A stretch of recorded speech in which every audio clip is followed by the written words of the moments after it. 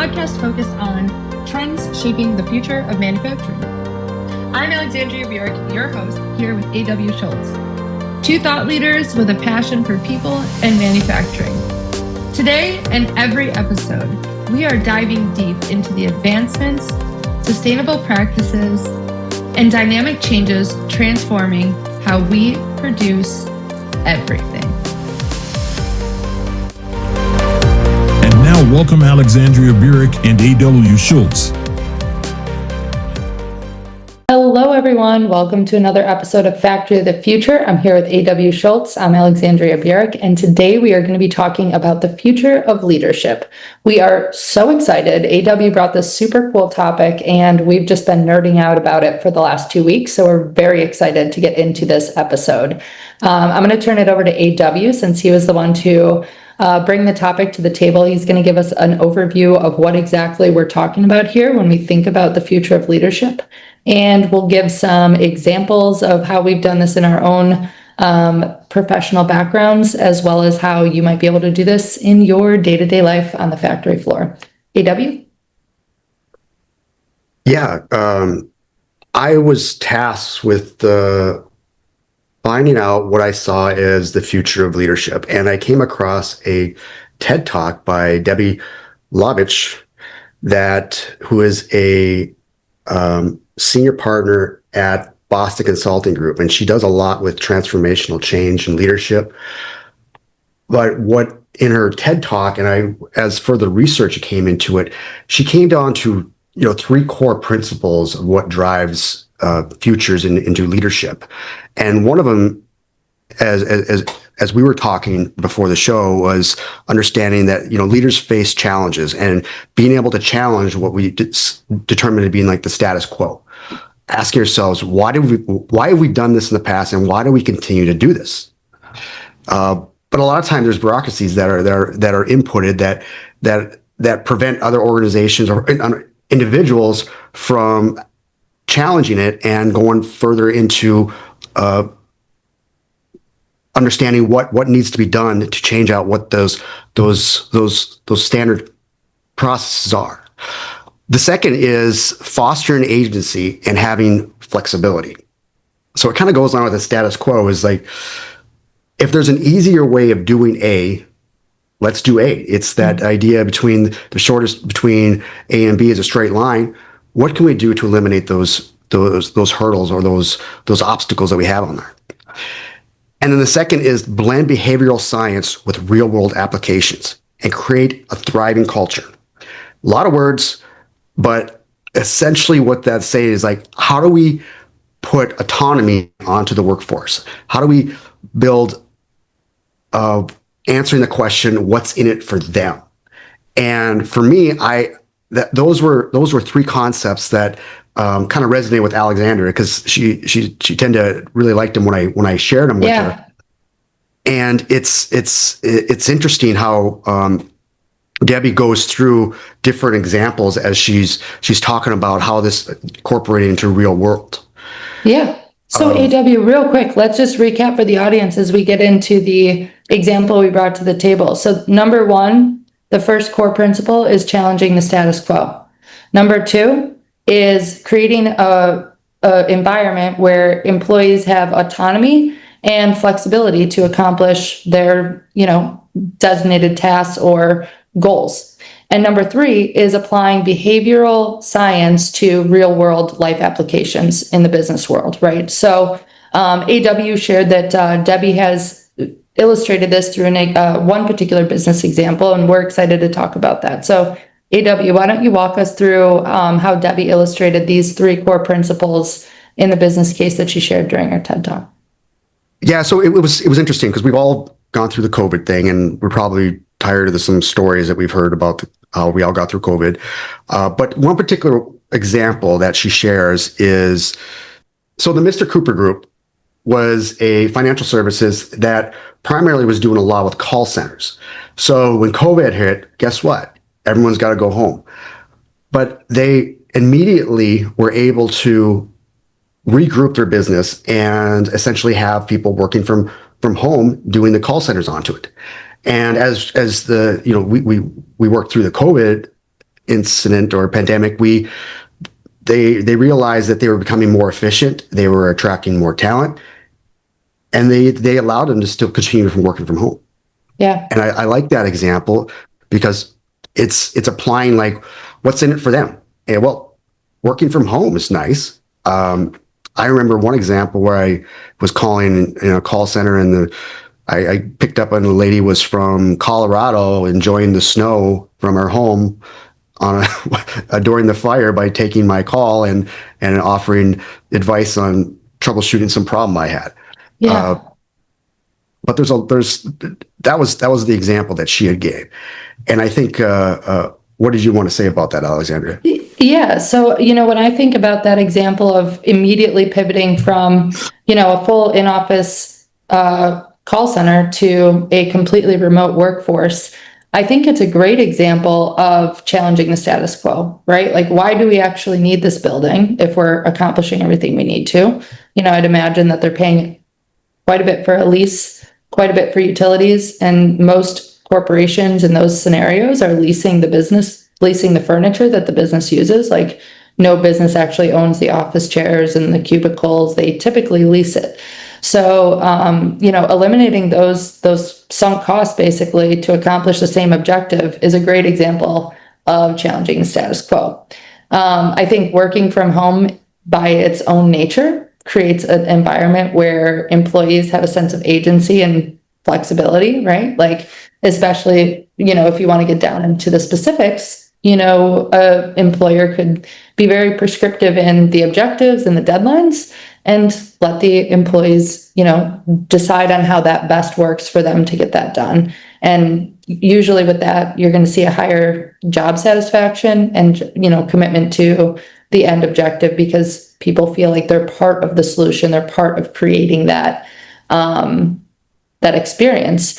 And then, when I think of applying the behavioral science to the real world, I think about all the stress that's associated with workers getting to the office, kind of unnecessary stress. And I think a lot of people after COVID kind of came away with this new perspective on what is really stress that's warranted versus not. I think when you're working from home, you're not dealing with the stress of traffic. You're not dealing with the stress of additional laundry as much. You're not dealing with the stress of meal prepping and having all of your meals made for lunch or trying to make it out in between conference calls to go get a bite to eat and the expense that comes with that. So like there's a reduction in financial stress on the employee. They're not spending money on gas and all these other things to get to the office.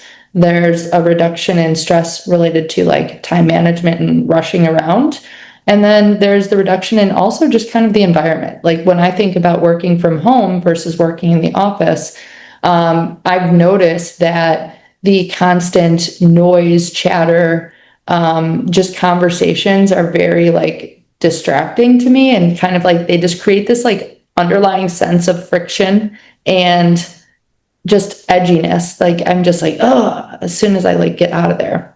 And I don't feel that at home because I'm in my home. It's peaceful, it's quiet. So I'm reducing those levels of stress. So when I think about applying, behavioral sciences to the workforce and to the job market, working from home is a great way to eliminate and kind of reduce this unnecessary stress for people who can otherwise work from home.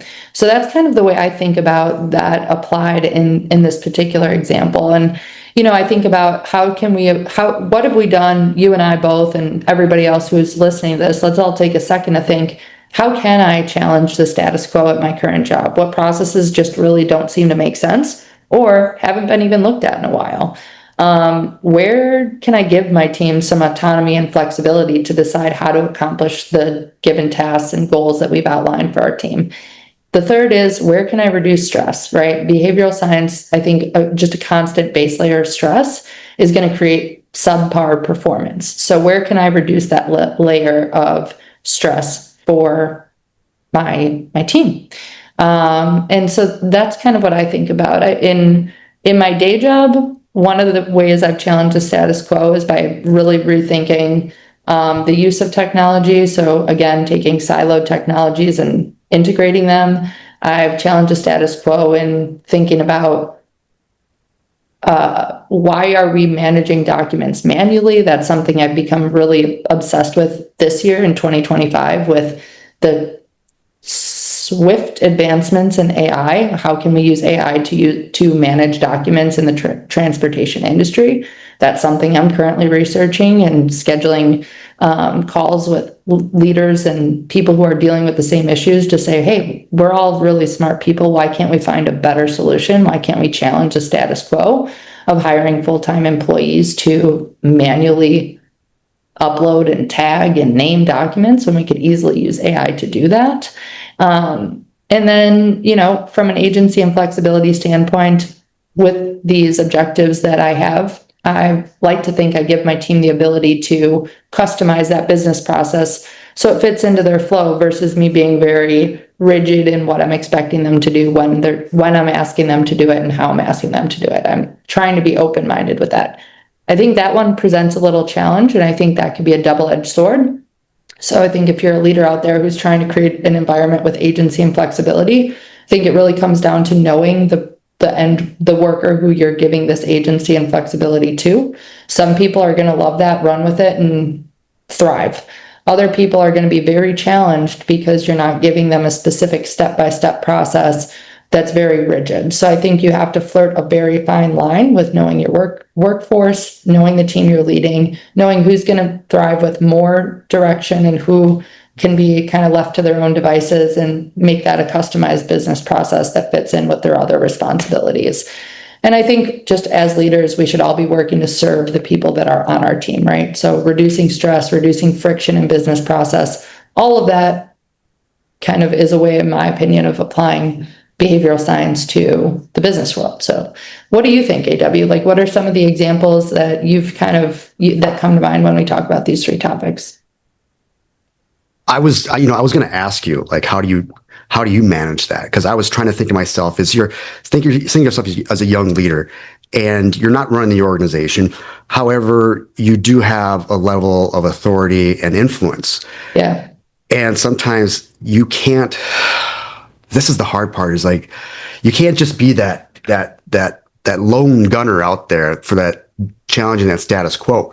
You have to create a bit of an army. I'm going to say loyalty. What were you saying?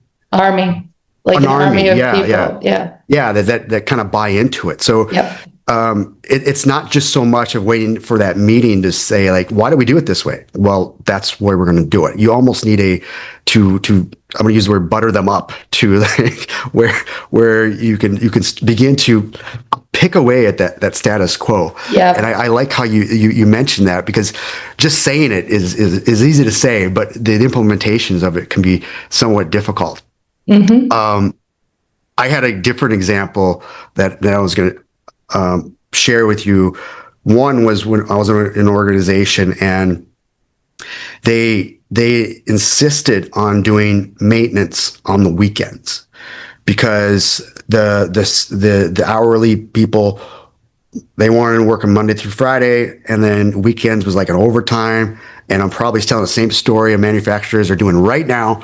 But the problem, and I like telling this story, was, you're doing some of the critical inspections on your equipment that you want to increase the reliability on, and you're doing it. And in this case, the supervisors had the weekend off, so they give out these packets to the technicians, and expect them to do the work. And oh, by the way, this place, some of the senior people, they really didn't want to work the weekends. They're kind of the white collar, Monday through Friday, blah, blah, blah. There was a white collar, but so you wouldn't have the engineers in, but you also wouldn't have your senior technicians in that have experienced a lot of this stuff before. So it'd be new guys thinking all this stuff. And then the next morning or Monday mornings are coming around and things are all chaos. Like, what happened? I guess my long story short is, like, convincing them to challenge the status quo is that instead of having your maintenance on the weekend, let's do it in the middle of the week when stores are open, resources are available, engineers are there. Yeah. And let's take that critical piece of equipment and do it then. Yeah. And we'll just run it overtime, but we'll be more efficient.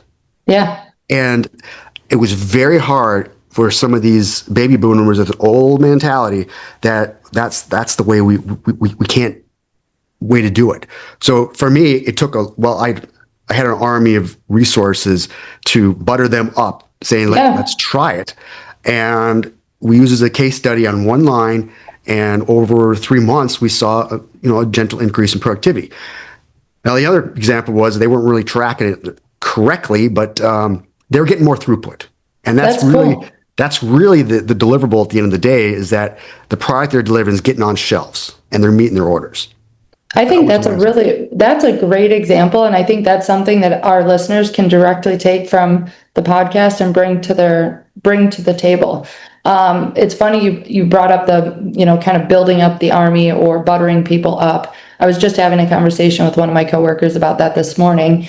And I explained to him, I said, usually if you have an idea about something, you need to rally a whole troop of people around you to advocate for that change before you can even get remote buy-in on that, right? So to your point, exactly right.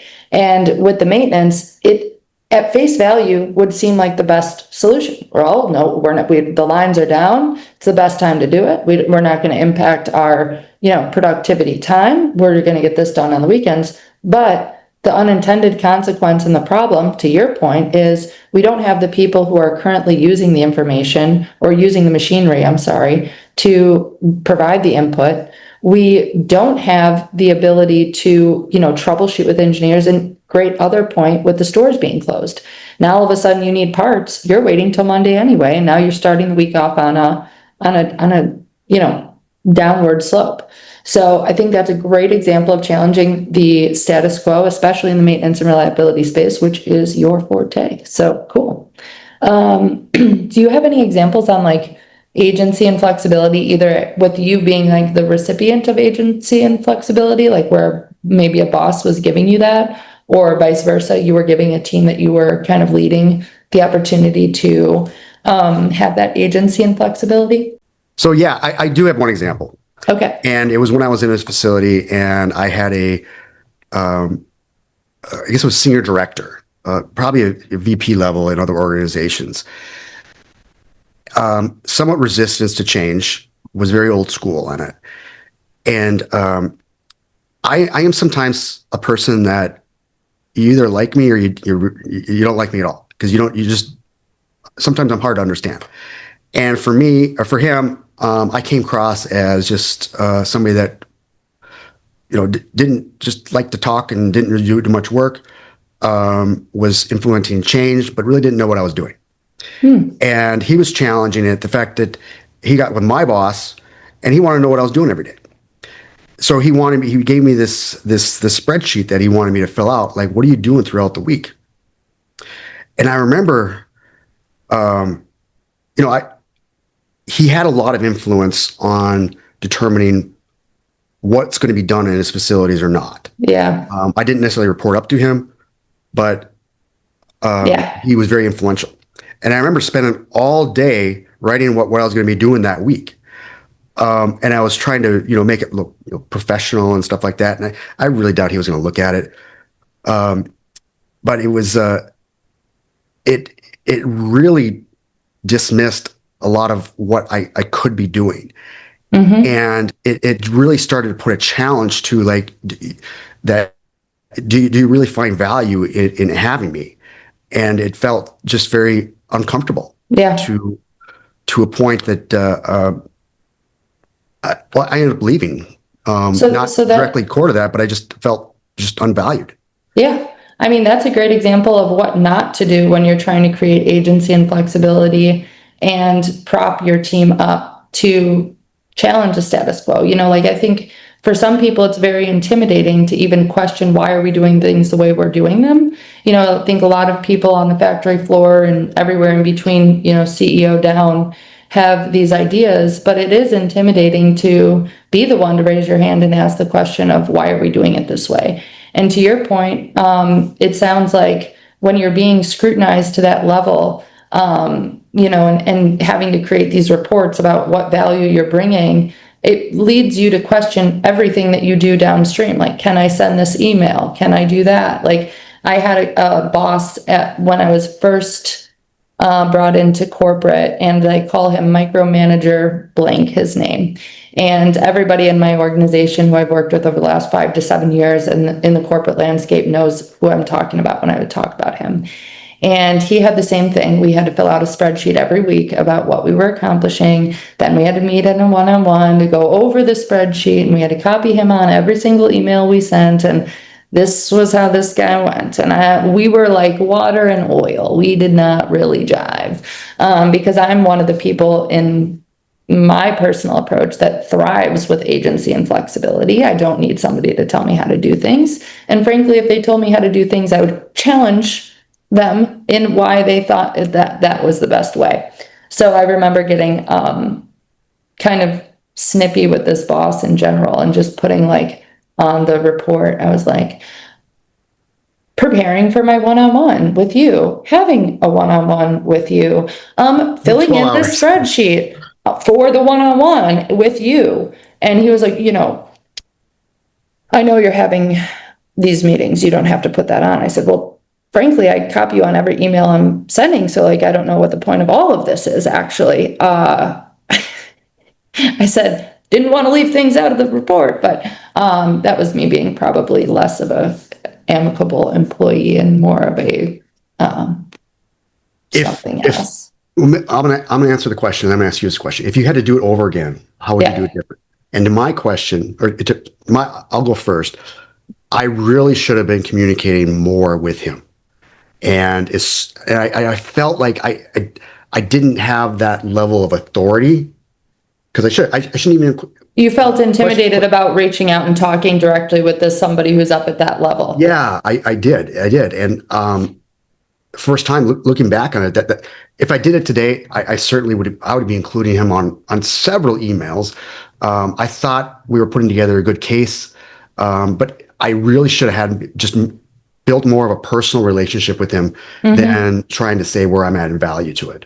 Yeah. I think that would have helped me out a lot. I think so too. And I think but that's also part of the culture. And I think that's where behavioral science comes in real life. Like what level of bureaucratic, what are you explicitly and implicitly communicating to your team about the chain of command and communication, right? That varies by leader. Some leaders I've worked with were VP running our entire department and would just call me directly for things that were related to me.